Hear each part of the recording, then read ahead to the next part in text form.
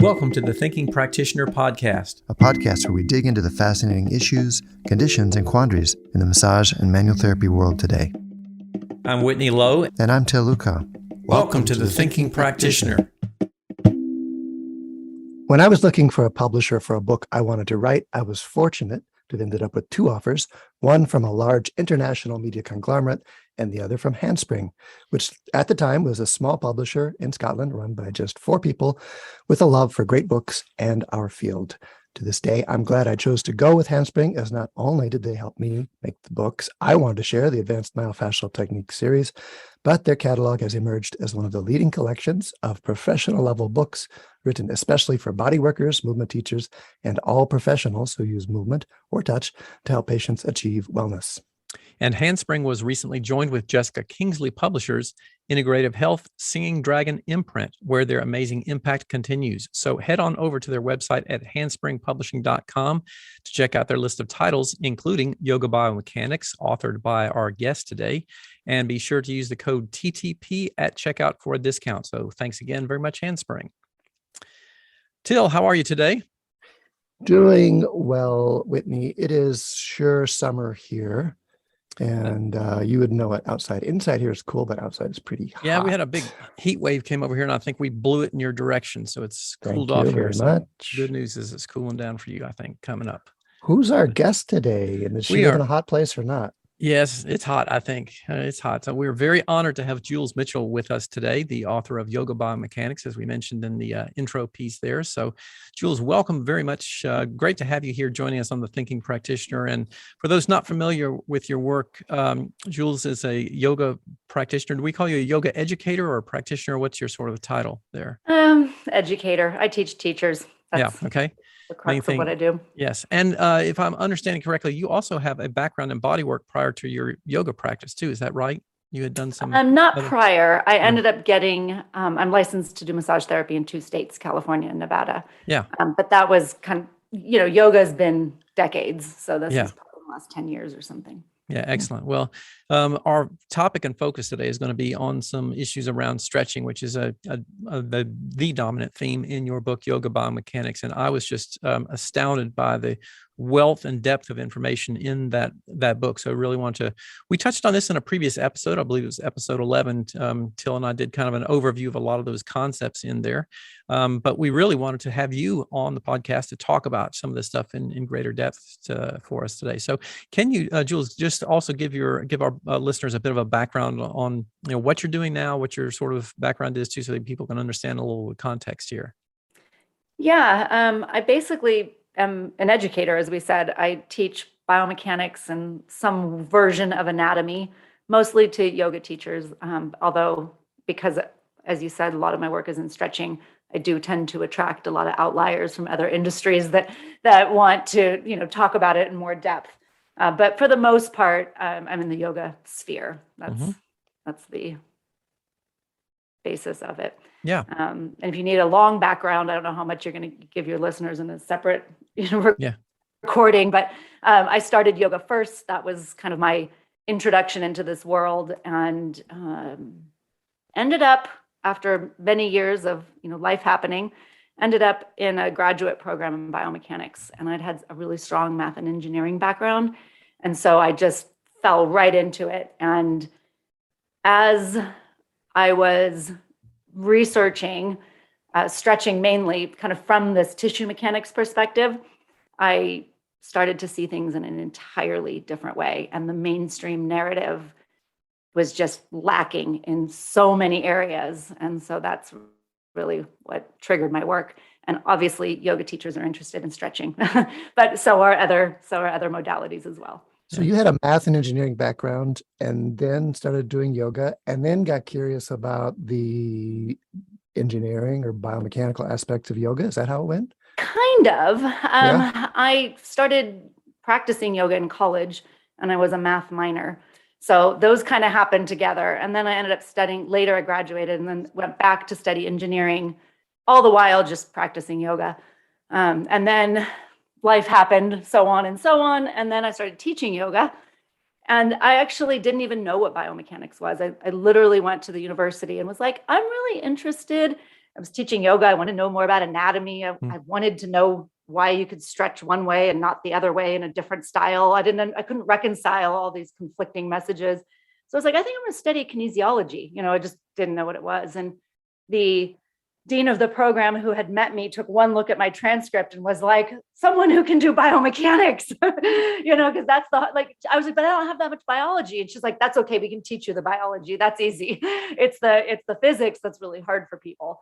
Yeah. So they just funneled me into it. Really, I had no idea. And I sat in my first tissue mechanics class. And I just remember looking at the stress strain curve of tendon behavior and looking around the room thinking, why is nobody as excited about this as I am? We have this information, why I can make sense of all these things that I've been told if I know this. So that's well, I gotta confess that your stress strain curve, or the one you put in your book, excited me too. And it's really what Whitney recommended the book to me before we did that episode talking about stretching. And I started reading it and I go, okay, here's someone who's finally done it. You wrote the book, or you did the whole thesis on this question I was trying to work out for myself and share with people as I did. Is how does tissue change? What can we say about tissue change? And then what can we say about what we do and its relationship to that? Because there's so many debates and polarities and arguments and half stories that get quoted again and again that I really wanted to dial it down for myself. When I mentioned the books I wrote in the sponsor spot. That was my process in writing those. But then to find your book, someone who had done you did your master's and yeah, it was a master's. Related. You really dove into it, and I was so excited to see not only the stress strain curve but the studies and the charts. So I just wanted a chance to thank you personally for that. Thanks so much. So what's it been like to go? I mean, I have my own answer too, but what's it been like to go back and forth between those different ways of thinking or being? To say, I don't want to, characterize it too much, but there's a certain kind of thinking and being that's involved in engineering and math, and there's another set of qualities or ways of being that have to do with yoga or doing body work. How do you navigate those two realms? Like the science and the kind of intuitive side, is that what you're saying? Sure. Actually, I really pride myself on reconciling those very well. Let's use the stress strain curve, for example. That's a model, and it's a model that applies very well to non-living tissues that don't have cells, and human tissue has cells. So the model has a bit of a limitation, I guess. Right. We can add to the model with more research, knowing cells. So we can have to add other disciplines like biochemistry and so on into that model. And then the reality of it is, when we're dealing with people, which is nonlinear and multidimensional, which is biology, right? Which the stress strain curve is very linear and very two-dimensional. When we're dealing with people, it doesn't fit into the model in the exact way, but it doesn't mean you can't use the model to inform. So there's the human experience of receiving a massage or practicing yoga, and there's the human experience of pain science. And I think pain science has really helped me live in more that intuitive world. And then there's what the research can tell us. And there's some strong claims we can make from the research. And then there's a lot of claims we can't make strongly because of the research. And so it's really kind of balancing, that what we know and don't know with what the person in front of us is experiencing. And we have to consider both, I think. I think I think this was something that I had seen in your book, or something else maybe that you had said earlier, or we're talking about at one point, in looking at, the non-living tissues and non-living structures, when you're applying those concepts of mechanics, that there are a lot of principles of, load and tolerance for, like how much strain can a metal bar take before it bends and breaks and that sort of thing. And a lot of those things are applied, but what's not true in non-living structures, that is true for humans, is adaptation, and the capability that we have to change based on progressive loading processes. And I thought that was a fascinating concept about, sort of taking some of those mechanical concepts and saying like, yeah, but it is a little bit different when we talk about living systems as well. And that's the bio in biomechanics, essentially. Yeah. And I think a lot of critics of biomechanics, especially classic biomechanics, tend to get really wrapped up in, but living tissue isn't like that. And it's like, okay, but it doesn't mean we can't still learn. And I think that's really when you ask like what I do, my work is in educating people to make sense of these things so that they can problem solve and think for themselves, because we can't just put a collagen fiber, in a lab, in a setup, and stretch it until it breaks and then make conclusions on humanity about them based on that. Mm-hmm. We can do that for a steel beam. Yes, that's a good thing, but it isn't for people. And so when you were saying that everyone's debating and there's arguments online, I believe that half of those debates and those arguments are from a very narrow viewpoint that are two people's viewpoints are clashing.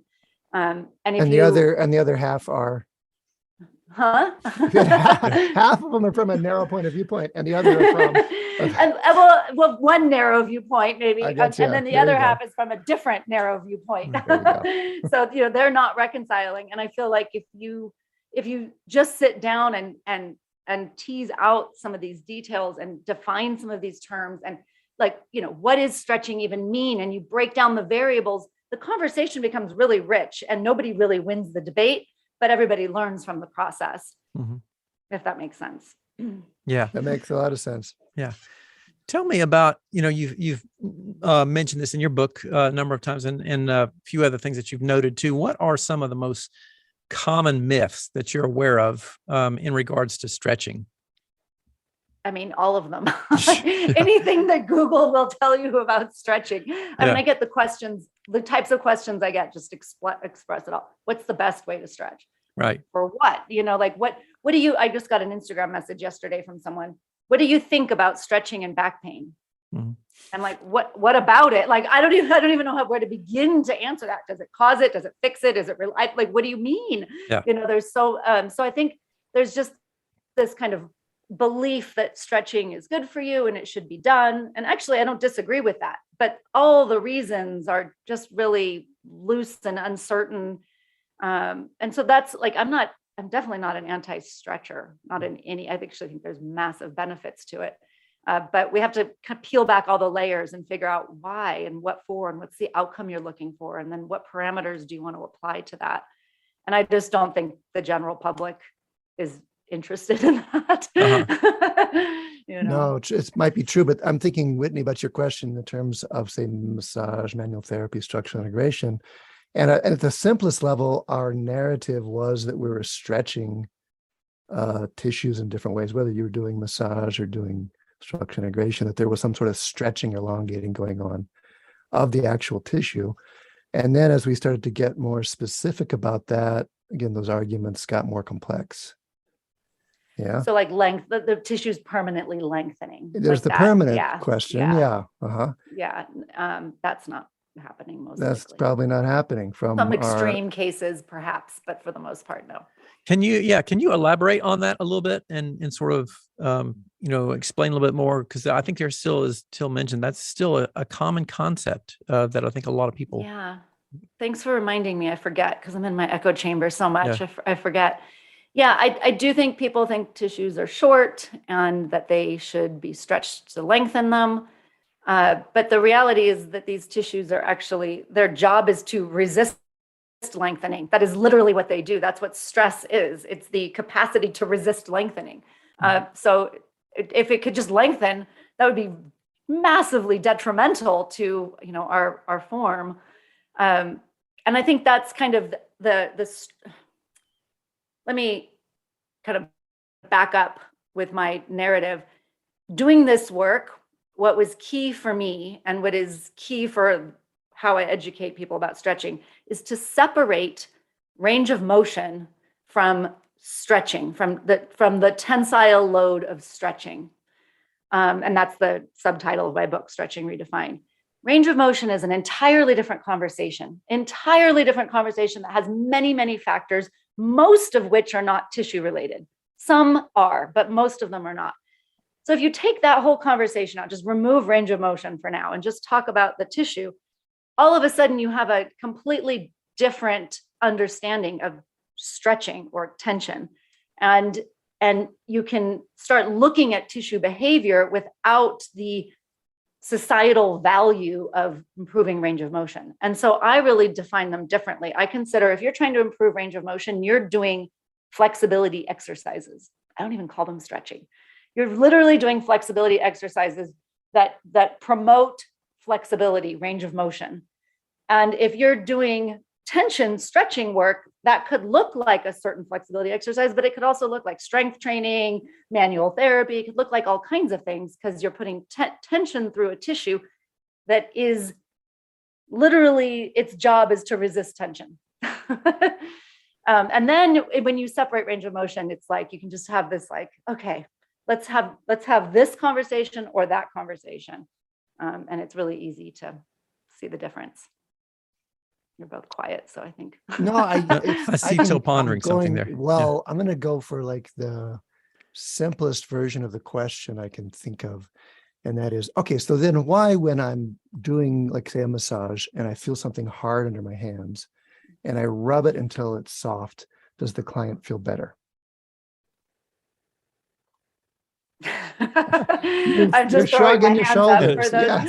Yes. I mean, that If we're not could stretched, be a lot of things. Yeah, okay. Is stretching, in quotes, a part of that? Where does the stretching narrative go? Like, aren't I stretching the tissue and making it softer and more elastic? Like okay, but so taffy if and all you, these let's models? just say you are stretching the tissue. Let's just say you are. Okay, so let's just say you're applying tension. Yeah.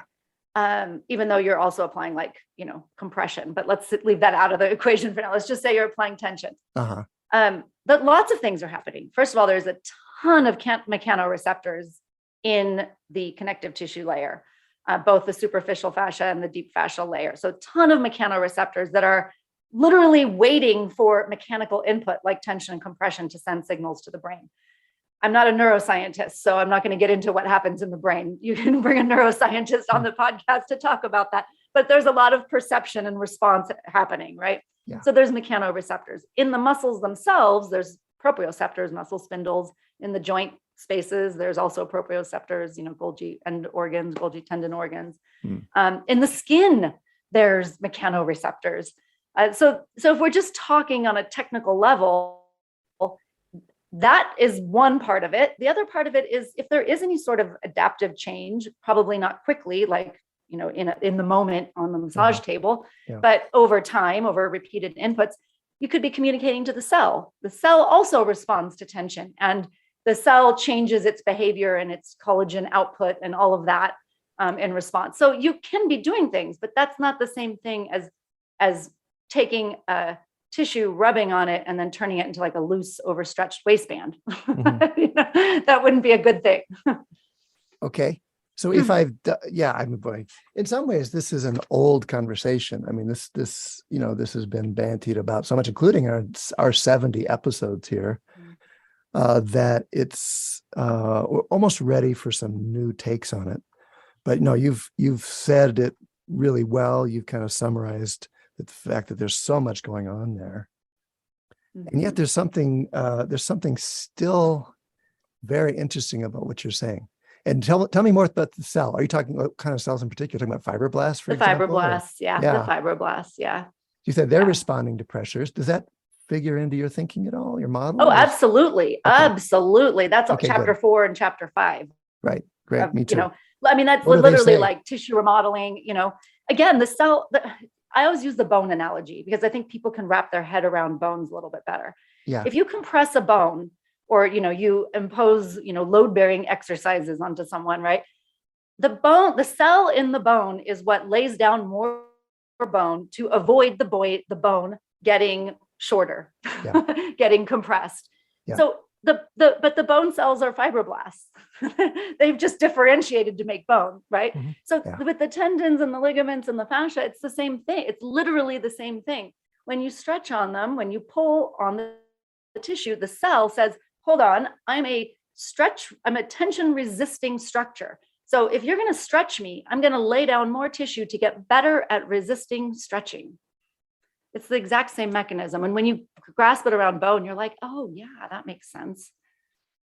Yeah.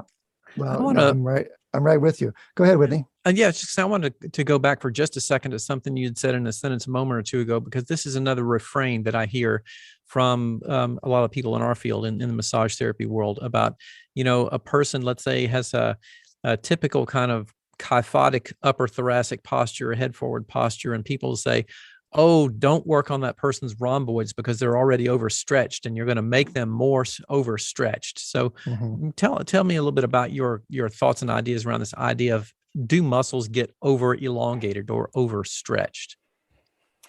So for that type of scenario, I would just apply a different model. I wouldn't apply a like soft tissue tension, like stretching model. For something like that, I would say, okay, well, because of the position, perhaps, some of those tissues are held in a lengthened state. You might say like eccentrically oriented or something, depending on what system you're using, and on the opposing side, it would be the opposite, concentrically held or shortened, whatever language you want to use. That's why definitions are so important, right? And then you might take a look at what's happening at all the joints, joint pressure, the person's sense. We all know posture is more than just tissue. We know this. We know that posture is, something that you pick up from your family and your parents and and your genes, and also your mood. I mean, everybody knows that there's many factors involved in posture. So if we're just looking at the tissue side and the mechanical side of things, instead of looking at stretching things out and tightening things, I might look at, the person's position and apply like a joint mechanics model, a joint pressure model, or apply, several other models, society, personality type things, psychosocial factors. There's so many other things to look at. But that doesn't mean that if you're in that posture that, yes, the tissue is being held long, and yes, the tissue is held as being short, but stretching one side of it isn't the approach I would take. It's just because a different model. Because it's not going to get longer. I mean, there's nothing, if you stretch a long tissue, it's not going to get longer. Like it when you know what I'm saying? Like if I do a forward fold, I'm a yoga person, so I can do a deep forward bend and put my palms on the floor.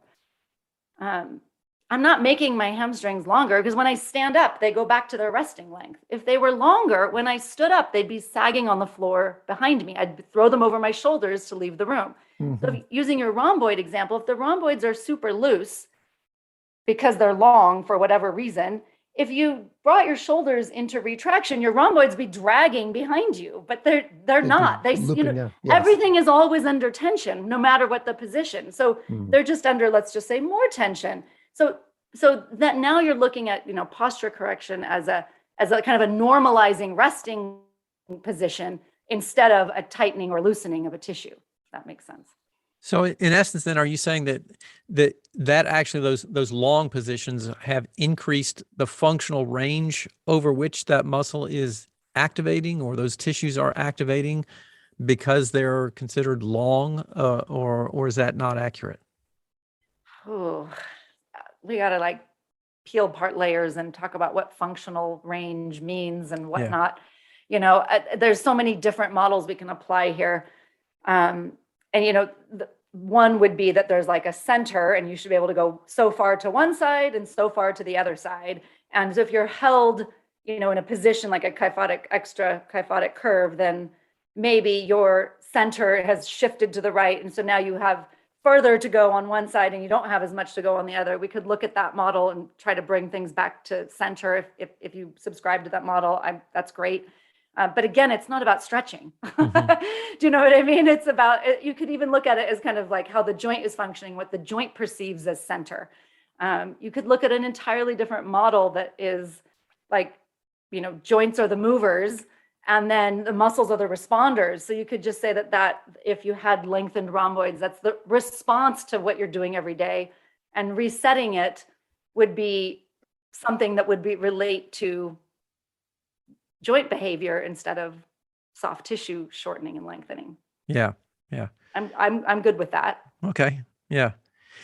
I know we've touched on this a little bit already in this discussion, but I just want to say, and maybe I'm just shooting for the moon here if there's a relatively short answer to this question, but to what degree would you say that stretching's benefits are due primarily to connective tissue changes, or how much more are they about neurological changes? And mainly we're talking muscle here, but myofascial tissues, muscle, fascia, tendon, all those tissues involved in the stretching process. Okay, so your question is, what part is neurological and what part is connective tissue? If there's a way to kind of, weigh them out, or he asked which is more. I heard you, Whitney. Did I say that? To what degree are stretching Yes. benefits due? Okay. Didn't mean to say more. Like, what percentages, if there's a way to weigh that, are related to those categories? I don't think we Or maybe know. the categories are even not relevant so much. No, I think it's really just what model you're applying. So if you're really looking at like a tissue, like biotensegrity model, you're accepting the fact that the tissue itself is like doing like logic computations on tension and responding, and then if you're in the, neuroscience world or the pain science world, so I just think I don't think there's any way for us at this time with our scientific technology to make a conclusion like that. I just think it's really about who's looking at it and what model they're applying. And, it's tricky because we know that no system works independently of any other system.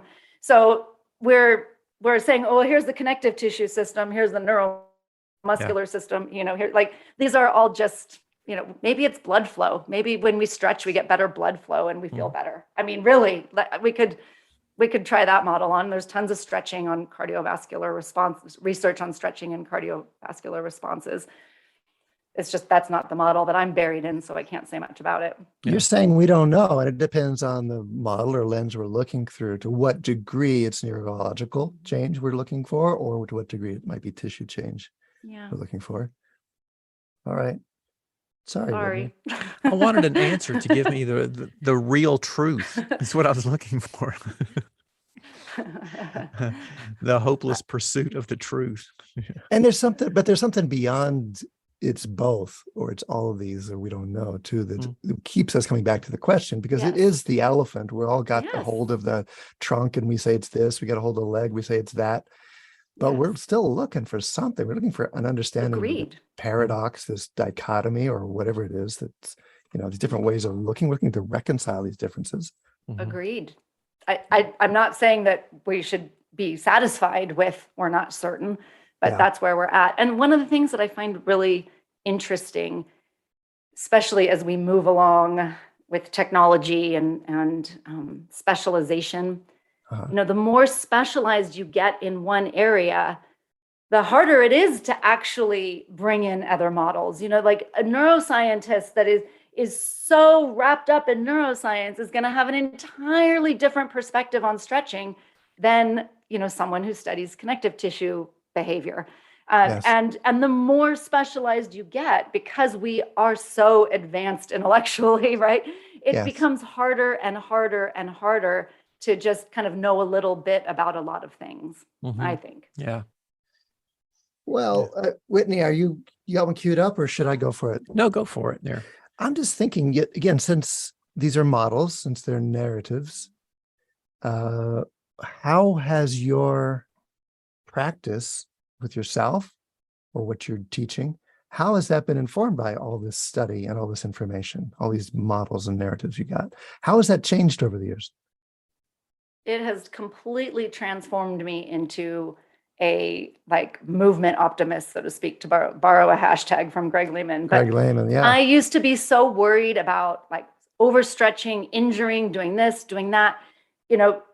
Especially in yoga, the education is don't do this, you'll hurt them. Don't do this, you'll hurt them. And it's like now that I look at actual tissue and the stress strain curve, and I'm looking at the variables, the only thing you can really do when you're stretching is you can change how hard you stretch and how far you stretch.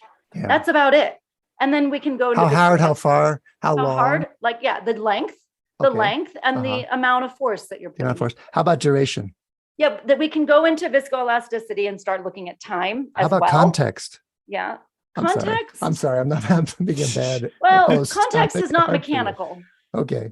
Context, you know what I'm saying? So, but yes, of course we can put in all of those things especially with range of motion, I think context matters more than actual tissue input. I think that's a big conversation as far as flexibility, but just for like tissue. And so like, if you're worried about injuring a tissue because you're bending over to touch your toes and you're looking at the variables of how long and how much, right? How much load.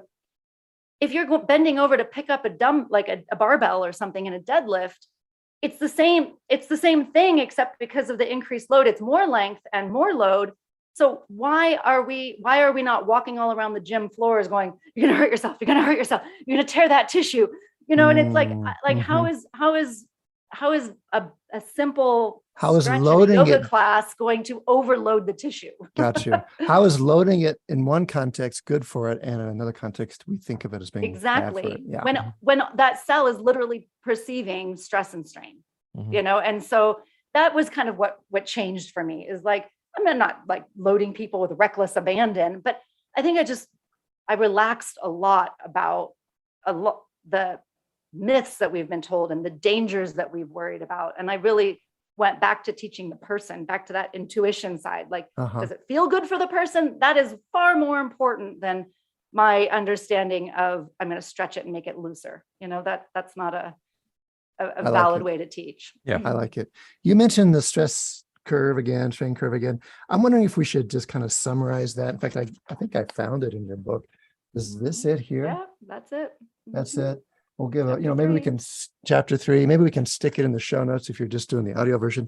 What are some of the takeaways from that?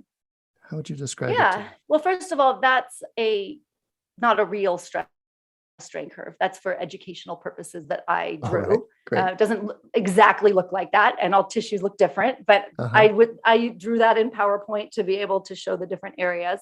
Nice. And really what it's saying is that normal human movement, most of what we do, falls within that elastic region. So you stretch a tissue and it returns to its resting length over and over and over. So you go to a yoga class, you do all this stretching, it returns to its resting length. Sure, you might feel more flexible. That's a different story. That's not because the tissue length, it returns. So that's the key word being it. Feel in that, and feeling more flexible. Feeling more flexible. Yes, that was deliberate. Yeah, you feel more flexible. You might actually be more flexible with a goniometer test. But you're still feeling, it's still a sensation. It's not because the connective tissue got longer. That's the main takeaway really that I have of the stress strain curve. I also mentioned that in that curve, there's some limitations. There's only 2 dimensions, right? Stress and strain. And I think Whitney said time, or maybe Til, you said time. There's no time on that chart, which is why you have to, or that graph, which is why you have to start looking into viscoelasticity. An example that I like to give is if you just stand up and you turn your foot backwards, so you're like twisting your knee, right? Your knee ligaments can handle that. It's not a lot of load. It's not a lot of length. It might feel weird, but you'll be fine. They'll return when you turn your foot straight again. But if you did that skiing, you would have a completely different response. Your knee ligaments, they respond very differently when loads are applied quickly. And I don't mean like just moving fast, I mean quickly, like as in an accident, versus when you're just kind of hanging out. And that's why we do need to look at time eventually. But I use the stress strain curve as an educational tool, because if you understand these 2 dimensions and the relationships between stress and strain, then you can start to have bigger conversations where you can add time and you can talk about these things. It changes the narrative quite a bit. I'm not as concerned about a certain yoga shape being problematic.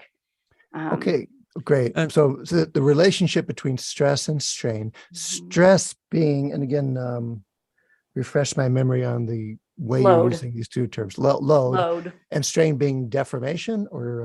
Yeah, okay. Measured in millimeters. Okay, so one is the amount of tension or load on, the other is the amount of shape change or length change that it undergoes. And those are related on a curve. Yeah. And that's what you're working with, you say. You're figuring it out. Yeah. For the most part. Yeah.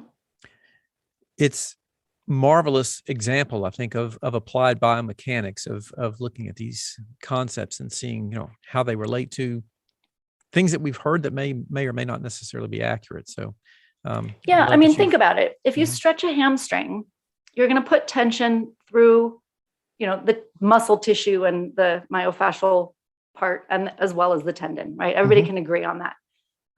If you're just doing a passive hamstring stretch, we can get super technical if we want on what parts stretch more and whether they're compliant or stiff, but that is not for a podcast. But I'm just acknowledging that I can appreciate that there is some technical difference. But for the most part, we can just agree that you're putting tension through the structure, through this, right?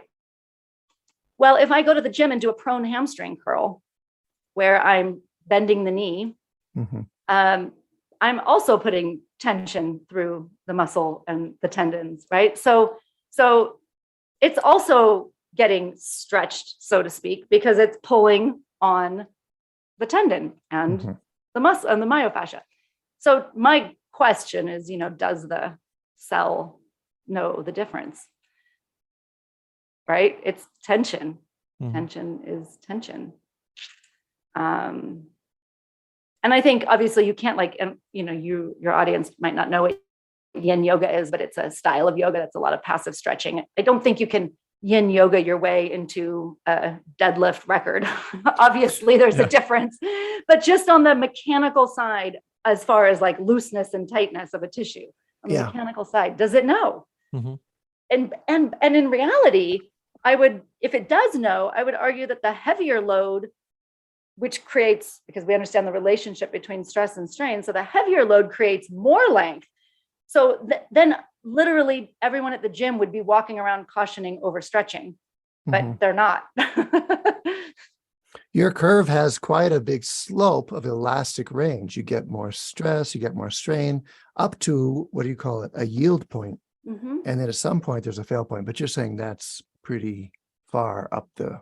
You usually run out of space first. Like that's beyond, those measurements have come from collagen fibers in a lab where you can actually stress to the capacity of the tissue. Most normal human movement falls within the 2 to 5-6% strain. And the failure point comes from 10, 12, depending on what research you're looking at. Way out on the margins. Yeah. But then something like yin yoga, where you're hanging out for longer periods of time, maybe under lower load, maybe toward the end range of a joint. Is that no, because then you creep. So when you're just doing a gentle stretch, not fast loading, over time the tissue creeps. And creep is actually like a built-in mechanism to avoid overstretching. Like the internal friction of the tissue changes temporarily, because it's creep and recovery, to avoid the going into a plastic range. So now, because we're adding the third dimension of time, we can't use the 2-dimensional stress strain curve. So we can appreciate the relationship between the 2-dimensional stress strain curve, but as soon as we add time, we're adding another variable, and all of a sudden things change. And that's what creep and recovery is at Define creep for us, if you could. It is cool. Tell us again what creep is in layman's terms. So creep is after you've held a tissue at a stretch for a certain amount of time. Let's just say like 2 minutes, right?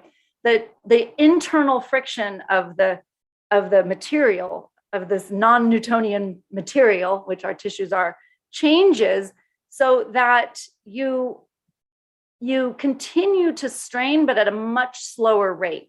And this is like when the load is constant, basically. So I'm just in a forward bend or a passive held hamstring stretch on the massage table, and the load is constant. Someone's holding your leg at the same load.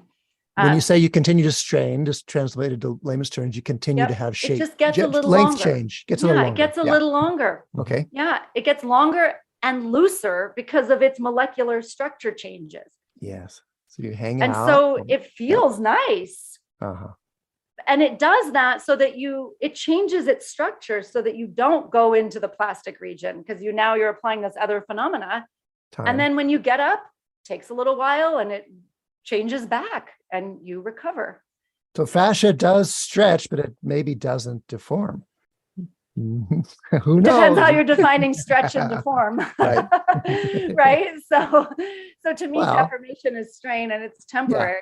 And I do think tissue remodels on a larger scale, so again, it depends how you're defining deform. But if you're just looking at it as in its resting millimeter length, no. But of course there are. And you can strain it on a very short-term level or short time scale level, or you hang out with it, you get creep, but you're saying generally both those things return to whatever they were beforehand too. Yeah. And that's great. Yeah. That's what we want. So Robert Schleib calls it the flat butt syndrome. He said, if it wasn't like that, just in the time we're talking about it, we'd stand up and we'd have flat butts that basically our fascia would have remodeled into a new shape. He does call it that. You're right. Going back to this time issue, there's, I hear a lot of debates frequently from different practitioners of, different systems, et cetera, kind of like what's the right or proper amount of time to stretch? And I know there's not a set answer for that, but based on what 2 minutes, just talked I heard her about say it. It's 2 minutes. 2 minutes. Okay. Yeah. Yeah. We're going to hold you to that. It was on camera. Based on what you were saying here, there's an argument that if you are one of the advocates of a very short duration stretching, you're probably familiar with Aaron Mattis's active isolated stretching methods, which advocates, 2 or 3 second stretch versus, let's say, some other type of longer, minute and a half, 2 minute long stretch. Based on what you were saying, you'd get some benefits of creep in one of those processes, but not in the other, because you wouldn't get creep in the short duration stretch. Yet it still seems to be very effective for people. So how does that time and creep issue play a part in effectiveness? So many questions. Effective for what? What are we measuring effectiveness as? Yeah. Range of motion? Because I'm not talking about that. Or are we measuring pain reduction or sports performance or cardiovascular health or what are we calling effective? Yeah.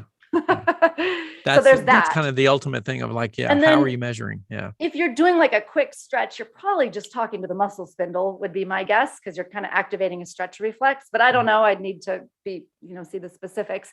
And if you're doing a long kind of melting, juicy stretch, you're probably not activating the muscle spindle at that level, because it's too much information, right?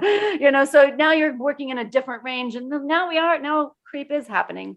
And I wouldn't even call creep, like you said, a benefit of creep.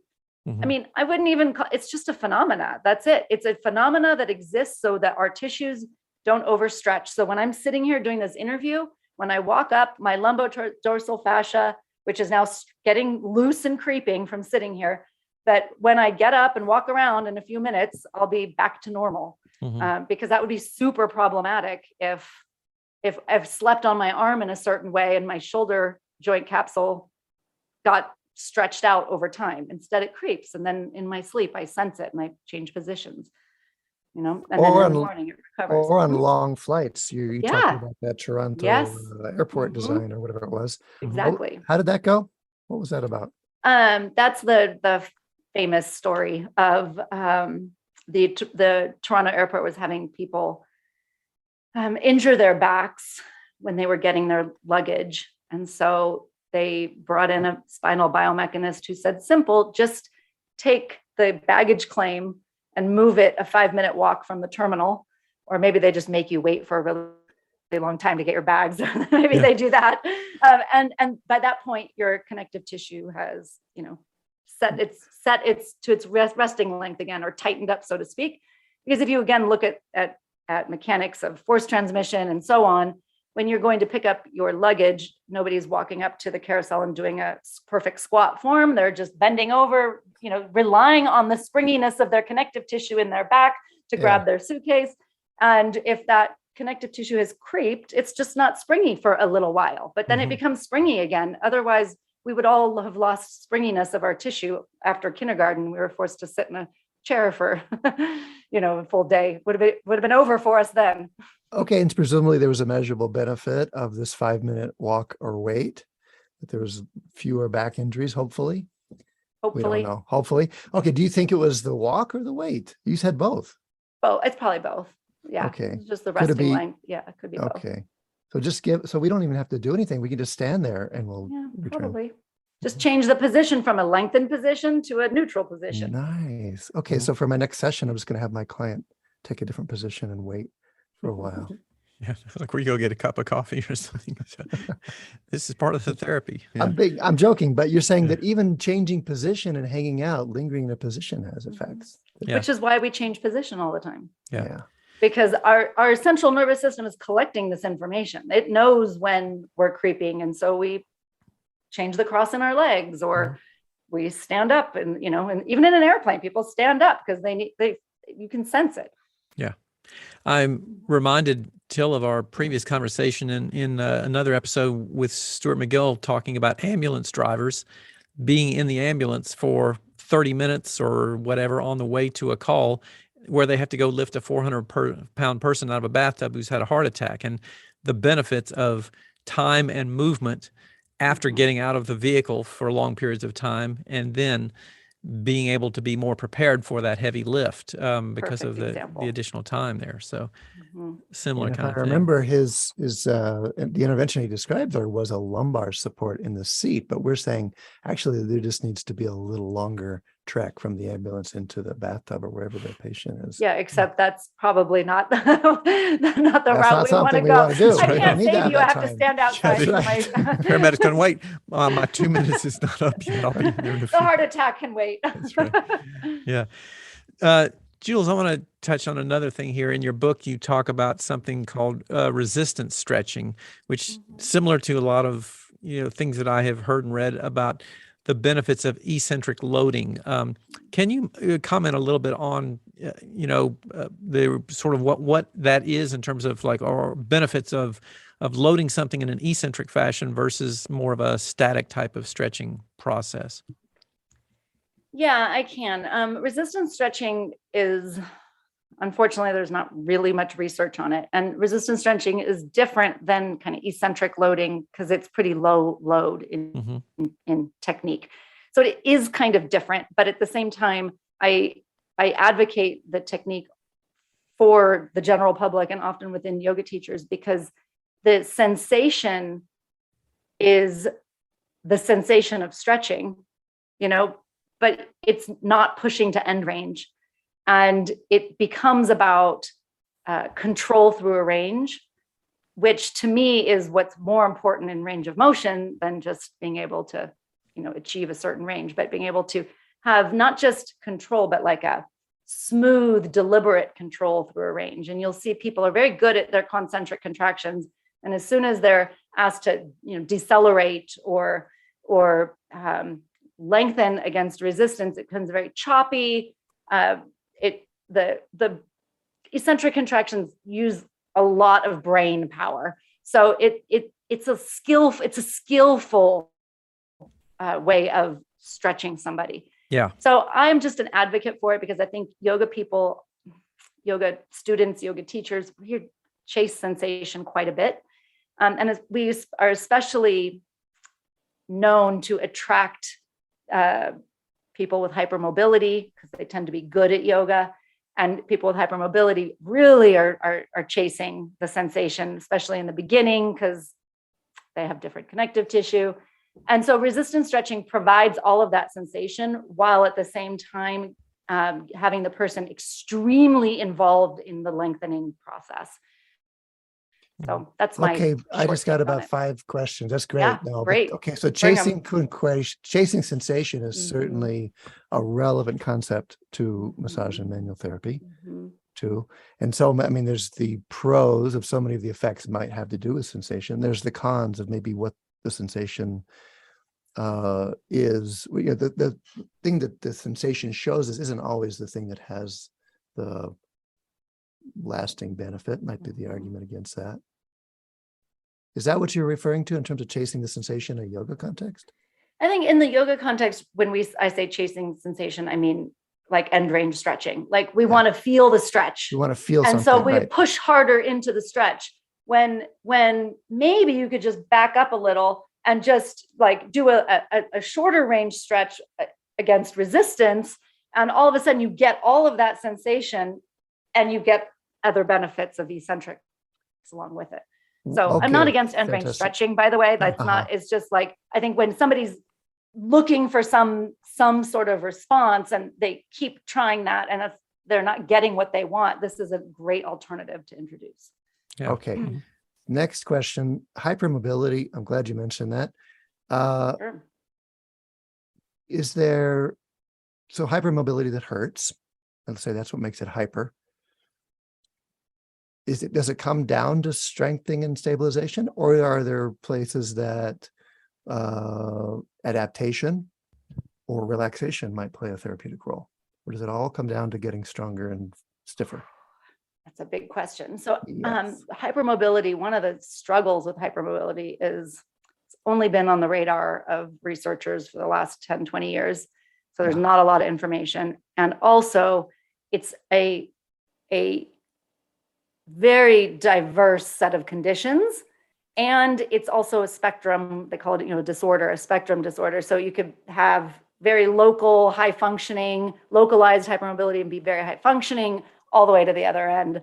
So it's really tough to make assumptions. But I will say that in the yoga context, especially, people with hypermobility tend to be they often feel tight because their muscles are constantly pulling in because their tissue, the connective tissue, has a different molecular structure. It's at the collagen level. So at the triple helix collagen level, the molecular level, the collagen has a different structure. So they tend to want to stretch out, and because it feels good, because it feels good, or they feel something we can do, like they need to be stretched because they feel tight, even though they're not. And so they just kind of keep doing end range stuff, which ends up just not changing anything. And so the reason I like resistance stretching for that population, it's not because it's about strengthening and stabilizing, but it gives them the sense of the muscle stretch that they're looking for. And at the same time, because of its eccentric nature, they're still putting tension through the system, and they still need tension through the system. So going back to what is stretching or tension, the joint capsules, the ligament, they still need the tendons, they still need tension through the system. So stretching isn't bad for them. I think that's where people's brains get stretching must make it looser. So people with hypermobility don't need to shouldn't stretch. do that, right? No, people with hypermobility still need tension through the tissues. They just need tension in a way that satisfies the sensory experience that they're looking for. Scratches the itch. Yeah. Yes. And that's why I think eccentrics and resistance stretching can really be beneficial over passive stretching for them. Can you give us a quick example of eccentric or active stretching so that just people can track what we're talking about? Yeah, so it's kind of like a PNF. It is technically a PNF version for... of a proprioceptive neuromuscular facilitation. Okay, so let's just use the classic hamstring stretch example. You're on a table and someone's stretching your hamstring in a straight leg position. Everybody's familiar with that. Well, the passive stretch would be that you just push them as far as they can go. That would be the passive. Their heel toward their butt or whatever. Well, they're supine, so you're pushing their knee toward their chest. Okay, gotcha. Yeah. Exactly. Yeah. So you're just pushing as hard as you can, and they're not resisting you. A resistance stretch would be where you start them before their end range, and they try to avoid the stretch. So now they're trying to bring their heel to the table, but you are overriding them. So it's not a battle. You're not going at 100% effort, like 20% or something like that. You can play with the ratios depending on the person, but they're just giving some resistance so that the target muscle that you're trying to stretch is being activated. And so what happens is now they're feeling the stretch. I have this firm belief that what we feel in the stretch is actually the contraction. That's my other narrative. But so it feels really stretchy, even though they're not even going to their end range. And then what happens is, because you're resisting each other, the stretcher and the stretchy are resisting each other, as soon as the stretchy has no more oomph to give, the stretch ends. Because the stretcher there's no resistance, there's nowhere to go. And so it kind of puts the person being stretched in the driver's seat. Instead of being stretched, there's someone who's facilitating a stretch for them, but they get to control how much resistance they want to give, when they want it to stop. It's a really proprioceptively nuanced experience, which is why it is kind of like a PNF, which is a different type of stretch, but not unrelated. Thank you. You're making me think about how I think it began with Robert Schleip's influence on the Golgi tendon response being only activated when the muscle's contracting. And then we applied it to all kinds of things, bringing a lot more active client movement into the table work as well. Yeah. And then that was bolstered by, say, the Stecco's work on gliding and things like that, and realizing that, okay, there's actually some of the effects we're having is on movement between layers. And so maybe we can get movement on the client side to help facilitate that too. Any overlap there in what you're talking about, or completely different maps? I don't think it's separate. Yeah. I really think it's when you're creating muscle contractions, it puts tension on the endomysium, and the endomysium kind of wrinkles, and I think that promotes sliding. There's just so many layers of how this applies in multiple different models. So I'm with you. I see it. I see you. And then we have Helene Langevin as she's actually going to be our guest here in the next episode or two. Great. And I'm looking forward to asking her about her rat research, stretching rats and showing anti-inflammatory effects from 10 minutes. I think it was it twice a day? Was it 30 minutes? In 2005, 2006, it was 30 minutes, but she might've done research since then. Yeah. I somehow remember 10 minutes, but yeah. So how does that map out into your thinking? I love that work as well. It's not my wheelhouse, so I'm glad you have her on, so you can talk to her about that. Because again, I'm more of the biomechanist. Okay. But I think that is a very exciting area of research, and I'm so glad she's doing that work. The inflammatory effects, it's the biochemical response to tension, and it goes back to when I was saying that the cell responds to the stretch or the tension. And I'm talking about how the cell secretes collagen and arranges fibers, because that's my area. Helene is looking at the biochemical nature of the tissue, of part of the neuroimmune system, which is fascinating work and really ties well into the pain science work as well. So I'm thrilled about all of that. And my finger's on the pulse with it, but again, it's not my space to talk about on a podcast, but I'm here for it. Yeah, right. I'm looking forward to listening and asking the questions as well. Yeah. What else, Whitney? Well, I had a couple other things. I know we're kind of getting close to our wind down time, but just maybe this might be sort of a short kind of answer here. I noted in your book that you had said that for a lot of folks, it's kind of an oversimplification to speak about stretching and exercise correcting postural distortions or postural deviations. So we do hear that a lot of like, oh, you got this position, you just need to stretch so-and-so, and that'll correct your postural deviation. Any quick kind of comments or things you can mention about that? I'll tell a little story that's kind of fun. One of my friends and colleagues is a yoga teacher for a certain school, and when they do their teacher training on the first day, they take a picture of them in what we call mountain pose, which is your standing assessment. And at the end of the training, they take another picture and they compare the two. And she told me, we were talking about this exact conversation, the question that you asked. And she told me that at the end of the training, everyone says that they feel like they look so much taller, their shoulders are back, all of these things. And then they attribute it not to the fact that they got more range of motion and can clasp their hands behind their back because they stretch their pecs, but they attribute it to a sense of self and getting to know themselves and the experiences of the training. And I think that's such a good example. Stretching might add to that. Like you might actually release some endorphins and change the way you feel about yourself through stretching. I know I love the sense of stretching, but that doesn't mean that it was because the tissue got longer. So what happens in the general public and out in the Facebook groups is, well, if stretching doesn't lengthen your pecs to improve your forward shoulder posture, then stretching, you shouldn't do it at all. And it's like, well, actually, it could have some benefits, just probably for a different mechanism. Like everybody just relax. Yeah. So, well, that's a wonderful synopsis of that. Thank you again for touching base on that. And as so many times we could go off for hours on these things. I've just got probably 50 more questions I don't want to ask now to do this, but I think we've got enough to get started biting into this I today, think at we just got least. our So, episode title too. I think it's just like, would everybody just relax about stretching or something like that? I like that. Everyone Yeah. just relax. Yeah, right.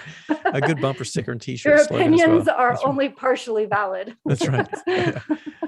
So, Jules, tell us where can people find out more about your phenomenal work that you're doing and keep track with you a little bit better? On my website, julesmitchell.com. I got everything there. I have book clubs and classes and lectures and all kinds of stuff. Okay. All right. That sounds good. And again, thank you so much for joining us today. It's always nice to bring in some of these additional perspectives here. And you've got such a unique background to be able to view the lens through which to view a lot of these things. So again, thank you so much for contributions there. So thanks for having me. Yeah. So honored. Yeah. Really. I was shocked you invited me. I was really humbled. Thank you. I really appreciate it. All right. Yeah, that's sweet. I really just want to do another plug for your book, and we'll put a link in the show notes about that. Yeah. Yoga, Biomechanics, Stretching, Redefined, Handspring Publishing. Great. It's the book that I was on my way to trying to figure it out. I'm so grateful you did all that hard work and are still sharing it with all of us. Yeah. My copy is very yellow inside from lots of highlighting. So yeah, look at all those like dog-eared pages and highlighted stuff. It's so great. Yeah. Same with mine. I have pages falling out because I'm always referencing it. Right.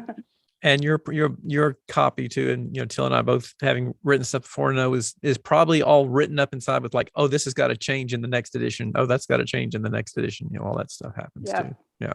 Yes. So thanks for reminding me. Yes, indeed. Speaking of books, Books of Discovery has been a part of massage therapy education for over 20 years, and thousands of schools around the world teach with their textbooks, e-textbooks, and digital resources.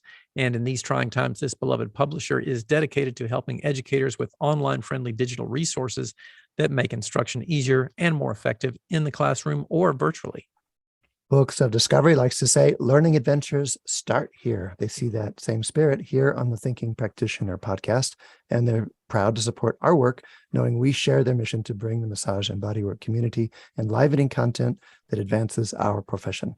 Check out their collection of e-textbooks and digital learning resources for pathology, kinesiology, anatomy, and physiology at booksofdiscovery.com, where Thinking Practitioner listeners save 15% by entering Thinking at checkout.